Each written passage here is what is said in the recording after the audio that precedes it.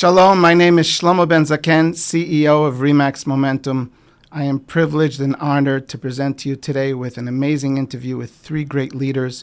We're talking about Ken McLachlan of Remax Hallmark in Toronto, Barbara Brindle, Vice President of Training and Development, also at Hallmark, Remax Hallmark, and Judy LeDeur, trainer and coach who helps agents, brokers, and team members of real estate brokerages to achieve their successes. I really hope that you'll enjoy this interview as much as I did, and let's go to it. See you soon.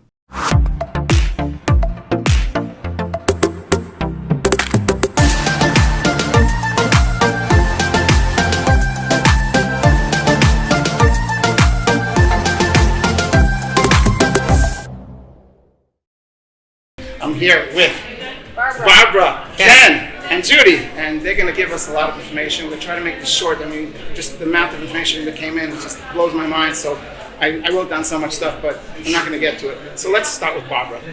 Barbara, first of all, talk about yourself a little. Give us a little of your background, where you come from, what started you in this business, and how did it progress, and where are you right now? Well, I started in real estate when I was 17 years old. Just a couple of years ago, right? And I was taking a gap year from college, from high school to university. I was going to be a law student. I was accepted to the university. I didn't hear that in the court. Now that's good. I was accepted to the University of Toronto as a law student. I wanted to be a lawyer. I don't believe it. And during this year, I experienced real estate. And I fell in love with real estate. And I decided not to go to law school. And I got my real estate license. Awesome. So talk about, fast forward, like, give us a quick, from there to where you are right now. If you could do it short. Yeah, I was in administration for probably 5 years, and then after the 5 years, I started selling real estate. I sold real estate for 25 years, and then I got involved in leadership, and I decided I wanted to leave a legacy. And how you leave a legacy is to impact other people and make a difference to other people on a large scale. So you guys are pretty large. I was impacting people on an individual scale as a real estate agent, but as a trainer, I impact more people, and this is my mission. Amazing. So it's not so much about the money. It's not just about getting another time, being another time on the stage, getting another award from Remax or whatever. It's about affecting people's lives. Yes. Amazing. Okay, well, that's what you're doing today with us. That's And I appreciate you guys doing this podcast, because it's really, this is your time, and you could be partying and whatever by the pool, but you're taking the time to share with other people. We're very happy to be here. I really appreciate it, and we're really happy that you're here, and you should come back again and again and again. Okay, so where are you right now in the scene? Like, what's your position right now, if you have a position that's official, let's say? My official position is I'm the Vice President of Career Development, and At Remax Hallmark. Hallmark, okay. A group of companies. We have 26 offices, we have 1,800 plus agents, and our job is to help these agents build a better business and make sure that we have the training in place for every level of realtor. Beginner, intermediate, and advanced. And that's a challenging job, to make sure that we have all of these programs available to service all of our clients.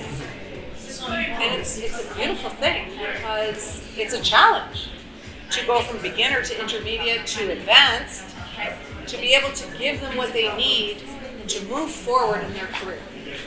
And from what I understand, you're also a partner with Ken, right? Correct. Okay, in some businesses. Yes. So and you weren't a partner from the beginning, right? Let's talk not. a little about how did you come in with Ken? It's an interesting partnership. I mean, Ken had his company, right? How many offices did you have at the time she came into the business? Probably maybe 2 or 3 different companies. We had Aurora? No? So we had Toronto. That was it? Yeah. I can't remember. I came in with Aurora. Aurora, yeah. We bought a company north of Toronto, and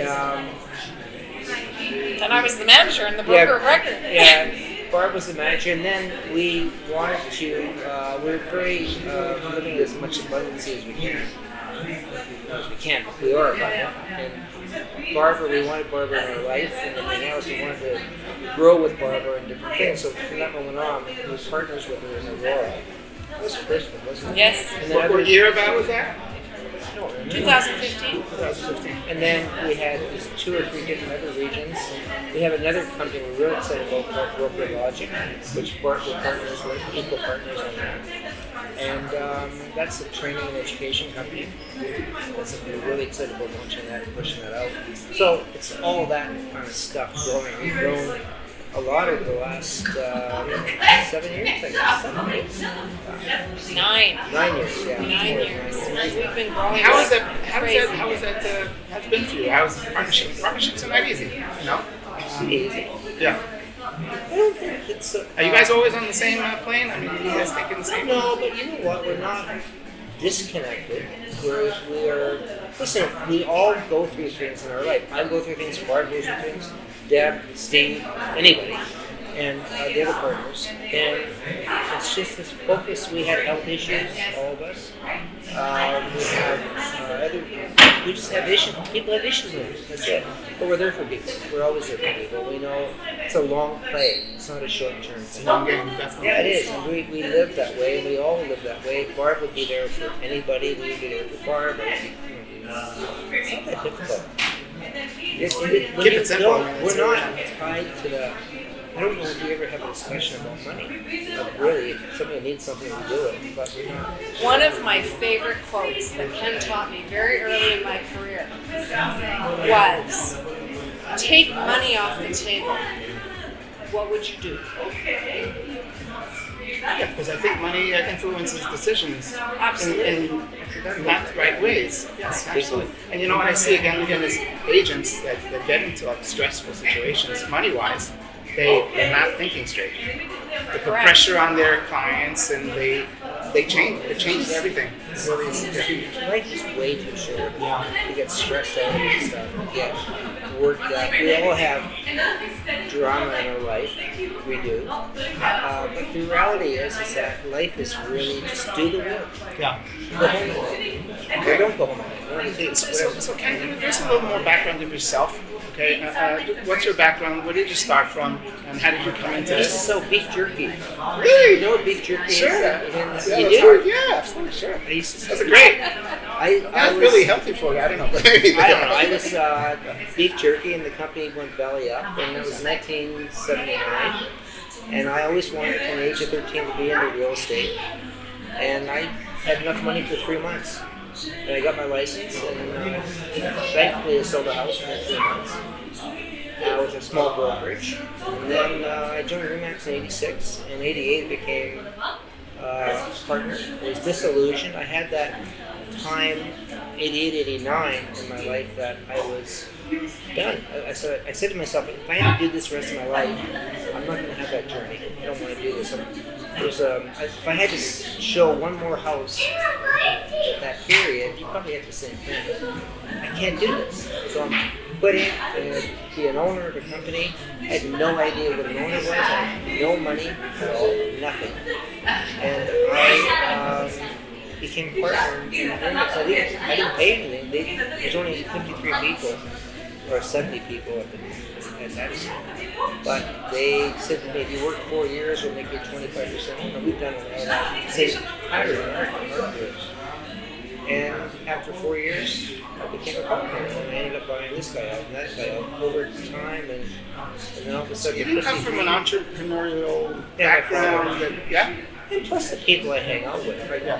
Our industry is crazy. You can attest to that. It's like entrepreneurial. It's like, let's get it done. Let's do things. Let's start. And we are blessed to be in our lives, people in our lives that do that. So we're very much supported that way.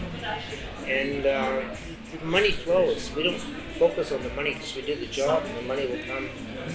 It's not about money. Okay. Well, others would say, listen, if you don't have the money, you can't do a lot of things. But well, the money will. Yeah. But if the focus is on the money, it's not going to happen. If the focus is on doing what you love and doing the best job you can, the money will flow. The money always flows. If it doesn't, you're doing the wrong work. Awesome. Okay, so now let's go to Judy. Judy, then I want to hear a little more about challenges that you guys have gone through. Okay, that would be about, because look, we can give a lot of tools to agents and also, and it's from here to tomorrow. But I think that really people want to see the human side of people like you. And they want to see that, they also came from a background or different, whatever, and they have to go through some challenges and look where they are right now. So, Judy, I'd love to hear from you a little more about your background. A lot of my background kind of parallels of both Ken and Barbara. I started selling stuff in high school, and I could sell soda anything. machine? What do you sell? I could sell anything. I actually worked for a company that sold light bulbs with a lifetime guarantee. Now, honestly, I have no idea if they ever replaced them. I could sell light bulbs all day long. And if they didn't want to buy light bulbs, I would sell them tickets to send orphans to the Brindle Opry show. And I don't even know if they ever went. But I learned early on that I could sell anything. And as I got a little bit older, 19, I had a couple of jobs. Nothing ever really, I was never really completely satisfied. And then one day, someone suggested real estate. I knew nothing about it. I was 20 years old. And they said, look, you can make a ton of money in real estate if you're good at it. And really, I think my experience at that point, I had a really strong work ethic that had been instilled by my father. I was willing to work hard at whatever I did. So I had no doubts that I could be good at it, but again, I'm young. What do I know? But I will tell you, I was born to sell real estate. I loved selling real estate. I was very good at it, very successful, and I still love it. But my journey, similar to Barbara's, was kind of started off as a trainer. And when I got into real estate, no one was training. And I was literally thrown in. I always call it the slug in the shoulder, slap in the back, go get them Tiger training system. I was given a phone book, told to start calling people and just see if anyone wanted to sell a house. But because that's the start that I got, I had this empathy for sales agents who were getting started. And so I volunteered to help other agents know what to do to become successful. So I went from being a sales agent to an agent and a trainer. But interestingly enough, within 5 or 6 years of being a trainer, what I realized was that our industry lacked standards as a whole. Many sales agents are brought into real estate because the broker's attitude is, hey, if you want to try it, go ahead. And a lot of people should not be selling real estate. And so I decided to switch my focus from training agents to training brokers, to qualify people that they were talking to, determine are they a good fit for real estate? Should they give up their jobs and go into real estate? Because not everyone should. And so my path kind of diverted because I saw so many people coming into the industry that were struggling, that were not making any money, and quite honestly had no idea what they were getting into, had no idea what to expect, and they weren't selling any houses. And that's not really right. So I work exclusively with brokers to kind of raise the standard in the industry as far as who do we want to bring in? Are they a good fit for your organization? Are you committed to training and coaching them and helping them build a real estate career? So I started my career in 1975 as an agent, but in 1981, I decided to segue into recruiting and really, working with, bringing in agents who are qualified to be in real estate. And by 1990, I had decided to commit my real estate career to helping other brokers build profitable offices through recruiting the right agents. And so I've been doing that for the last 30 years. I love it. It's really my passion.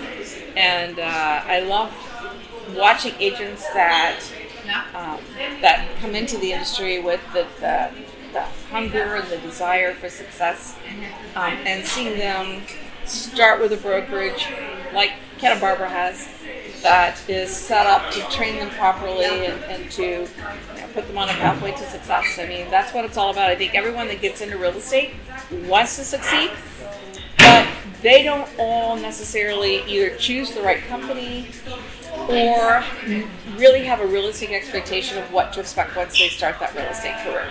So I really encourage brokers, as I did today, to set the right expectation. Let them know what they're getting into. Let them know what it's going to take to have the real estate career that they want. And only select those that meet that criteria. Awesome. I think being upfront from the beginning is really the key to success down the line. Because Right. people come in with these ideas about, oh yeah, I'm going to go into real estate and make a lot of money, and they're not made for it. They're just really in for a surprise, and you're not really doing them a service by recruiting them. Right. You know, you're hurting them. Right. And something Barbara said that we can really elaborate on too is that when you come in, obviously money's a big attraction, right? When I got in, it was money, but when your focus is money, I don't think you're ever going to be as successful in this business. It is a service-oriented business. You have to come in and love serving people, and so when you love what you do and you're passionate about what you do, the money is a byproduct of your success. So it shouldn't be the focus. Your focus should be on customer service, skill development, being the best that you can be. The money will always be there when you focus on the right things. Excellent. So I want to get this quickly done because we're short on time. So let's start with Barbara, and really quick. If you can give us some kind of any challenge that you had to go through, and some tips that you can give to agents. Talk to agents right now. Okay, I want to hear about a challenge that you have to go through and how you dealt with it. Okay, and that other people can learn from, and some tips to agents about they're at the beginning of their path in real estate, and what do you think they should be doing? Well, that's a lot. So challenges, I would say my biggest challenge was personal. I think that personal challenges are probably the biggest challenge that everyone goes through. And for myself personally, I went through relationship challenges, I went through health challenges, and those challenges really tested my ability to stay strong and to stay true to who I am and what I do best. So living through that tenacity that you need tenacity to get through challenge. So the tenacity that I was able to conjure up during those very difficult times was because my identity was very much around servant. And I have a very big servant mentality to serve others. And that got me through these challenges. What got me through the challenges in my life was the servant mentality that I have. And my servant mentality is that I was put on this earth to make a difference. And I'm going to get through this because I have work to do. So you have a purpose in life. I do. It's not just going through one day at a time and whatever happens, and No, party I time. have But things you to have do. you have a direction in life. I do. You have a goal, and see people that live long usually have a purpose in life. There are a lot of people that just they go out, they retire, and it happens that not too much longer. But people that still have things going on, they always have something going. They always want to help another organization or whatever it is to keep going. And my tips to new agents would be yourself. Everybody else is taken. Don't listen to other people. Listen to yourself. To your inner self. Prayer and meditation are the best thing that ever happened to me. Prayer is asking and meditation is listening. Most people do prayer, but they forget the meditation. The meditation is to listen. Enough about the talking. You have to listen. The meditation is the listening. And in the listening is where you find out your next step. So agents are going through a difficult time financially. The deal's busted. What do you think they should be doing? Stop listening to everybody in the office. That's for sure. Stop listening to the negative Nellies in the office. If you hang around the office in Canada, the people that spend many hours in the office generally are not making the money. You want to listen to the people that are actually thriving in hardship. So seek out the people that thrive during the hardship and listen to those people. That's great advice. take it to heart. Ken, what do you say? Same questions. What was a challenge that you had to go through from the beginning or during or even now that something interesting that people can actually connect to? The simple person can connect to? I don't know if they can. I had 4 kids under the age of 5 with no money. Trying to build a company with partners and had no income in the 90s, and was 15 years of barely scraping by. I did nothing. And if you would have told me before I did it, because I was a top selling agent, #1 agent, but that was what I was going through, I would have maybe hesitated. Because I was so naive. But I knew that it would be okay. I knew that no matter what I did in my life, it was going to be essential, it was going to make a difference. And I had faith in that, and I never gave up faith.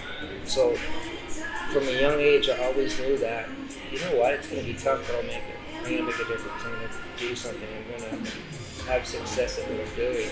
And success isn't monetarily, but success is about being impactful, about cause for change, about being changed by other people. So I was really aware of that.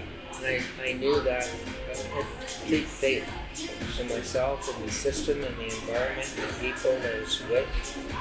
And I knew it would be okay. If it wasn't, it would just be another day. So I really, along the way, I got impacted by so many sensational people in my life that really, at critical times in my life, that made a difference to me. And I'm very grateful for that. When I struggled in the 80s after about 3 or 4 years of being in the business, I was going to quit.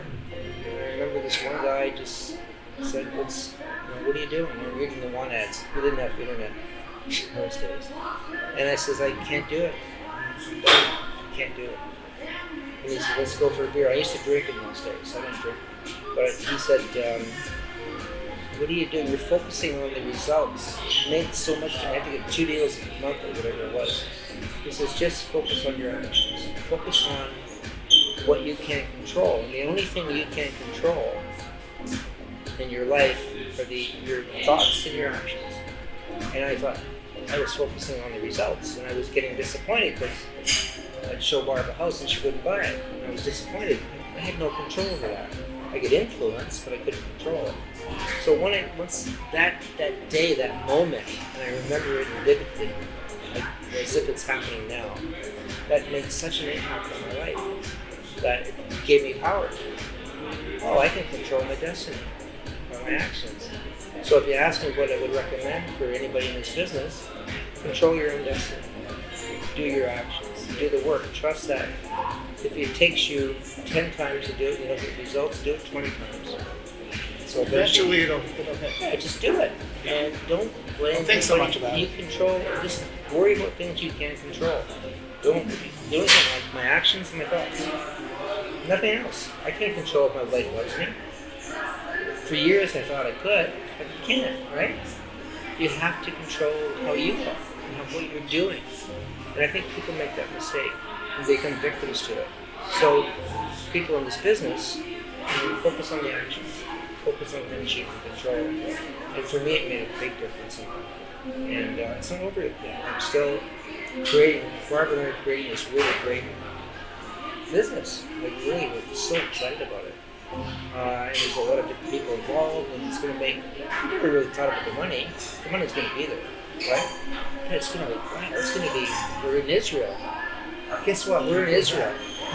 First time Barbara's here? Yeah, I've been 3 times, but this is, wow, we get to do this stuff, right?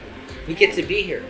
And invited by Remax Israel. Yeah, yes, it's really incredible. And it's that kind of stuff. That's the journey of life.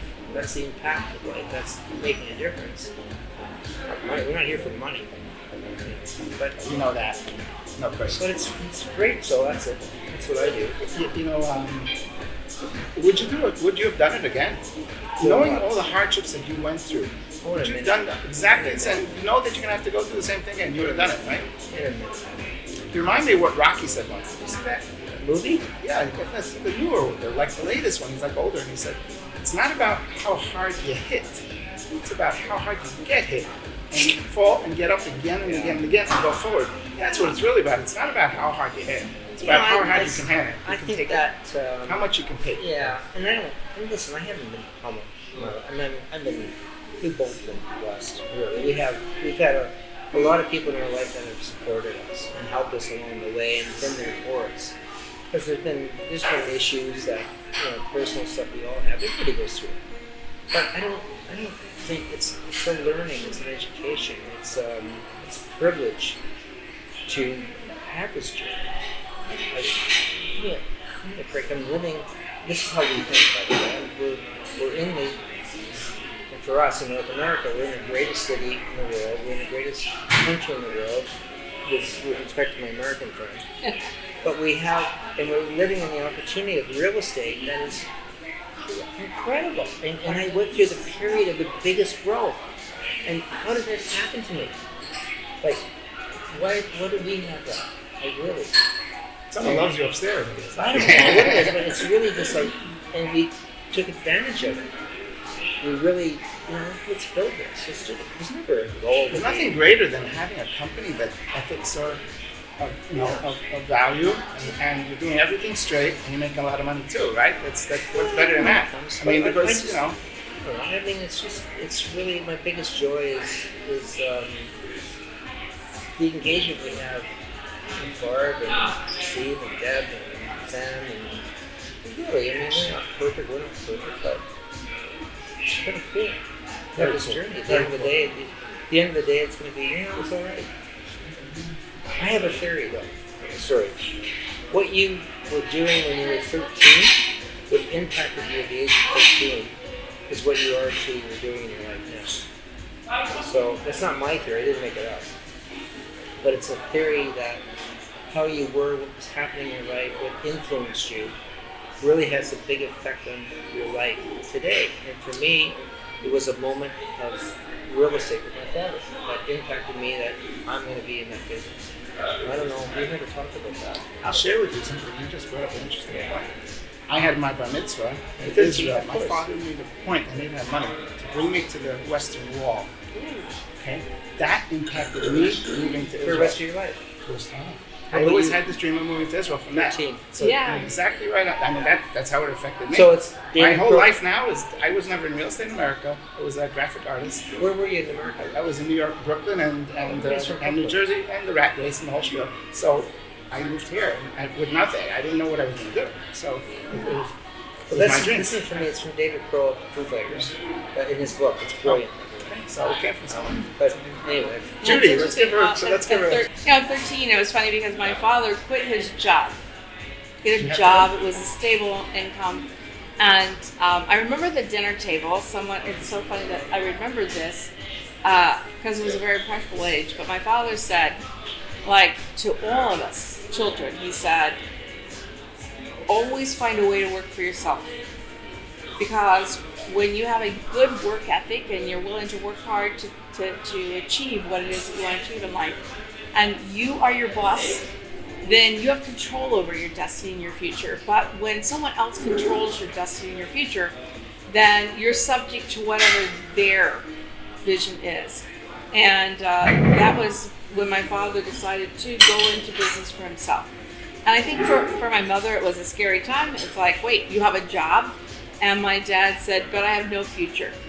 And at a very young age, I remembered that my father's advice to me was to work, to find a way to control my future by being in business for myself. Now, I didn't know at the time that my journey would take me there, because I did a lot of things between 13. I started working really when I was 11, but working as waitress and sales and everything. And but when at the age of 20, someone mentioned real estate, I just knew it was the right. I knew it was right for me. You had to be 21 in Chicago to get a license, so I took my classes when I was 20. I did my training. I went through Tom Hawks' training course when I was 20. I had everything ready to roll out at the age of 21. And there were no challenges in starting my real estate career. I was born to sell real estate. When I started, the average selling price was $45,000 in '75. And my broker said, you want to sell $1 million in real estate your first year. I closed $1 million in 6 months in the real estate business. However, in 1975, the company that I wanted to work for had been in business since 1928. They had never employed a woman. And I honestly had to offer to bake cookies for his sales meetings in order for them to give me a shot. And so what happened was, it was a good old boys club.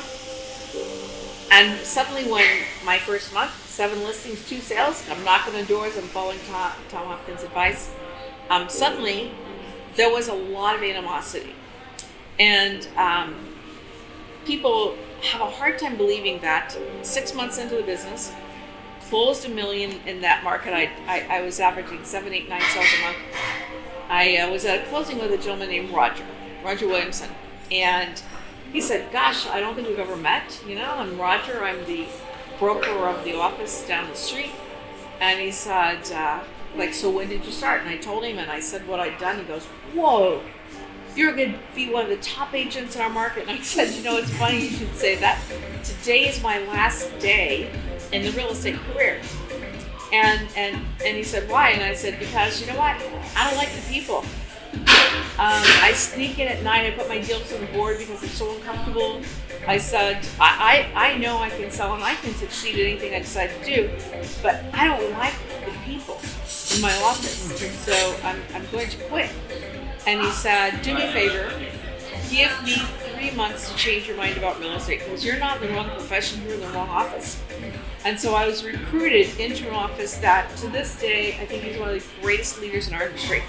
And I really, I did great under his leadership. I really grew. And had it not been for that gentleman who said, listen, let me show you what it should look like, I would have quit 6 months into the business. And now I've been in the business 48 years.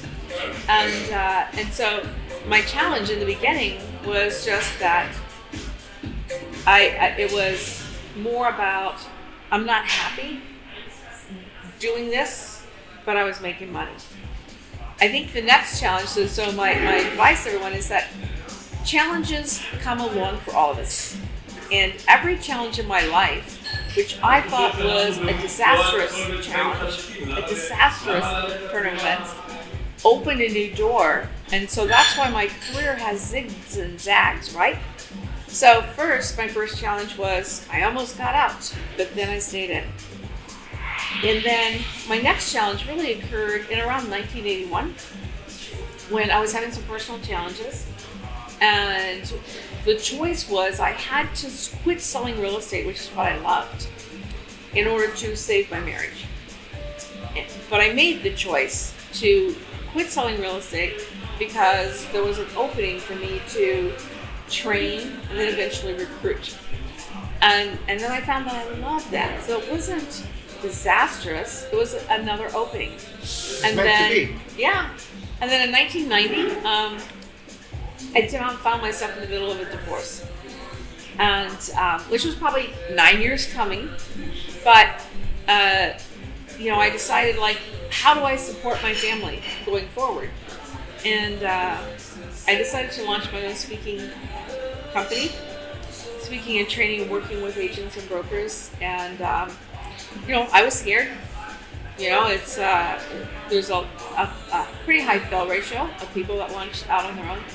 But I was very passionate about what I did, and I truly, I had the desire to do it. So I launched my company at a time where probably other people would have been looking for certainty and that safety net. But I just knew that the life that I wanted for myself and my children was one that required a few risks at the time. And as it turns out, that was an awesome decision. I partnered with someone. It helped. Partners are great as long as it's working. But in 1996, once again, determined that the partner was stealing tons of money, and the partnership was severed.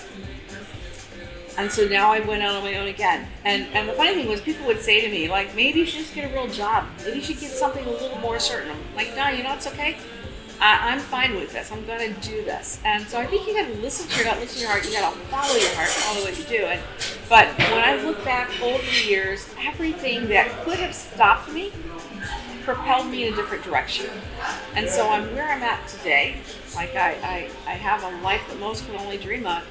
I'm working with brokers such as yourself, brokers all around the world, helping them, hire the right agents, train them properly, and build profitable businesses. And I love what I do. I still love real estate. I don't think I ever want to be completely out of real estate. I love the business. I love the people. But you're always going to be faced with challenges. And when you come to that crossroad, you can bail out and take the safety net. My family and friends were always saying, take the safety net. Get a salary. Like, play it safe. Get a small place. In fact, at one of the points in my life where everyone was just like, you just need to get yourself a little place and make it safe, I built the biggest house I've ever built. I built a house for entertaining. It was the coolest house I've ever lived in. It was called, I'm going to build a huge house built for entertaining. I'm going to have the coolest space in the world because I can, and it will motivate me to keep going.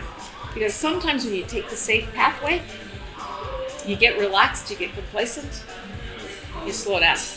But during the crossroads, I just always chose to take the leap and see what happened. And agents and give the agents an idea. What do you think they should be doing at the beginning of their journey? And you had a nice journey, and I personally believe that there's no one set thing that you're just meant to do and that's it. It could be things change. And that's exactly what happened to you. You were meant to do this and then you meant to do that, and that's the way things work. Life is full of, it's got to be interesting, right? It's an interesting ride. Yeah.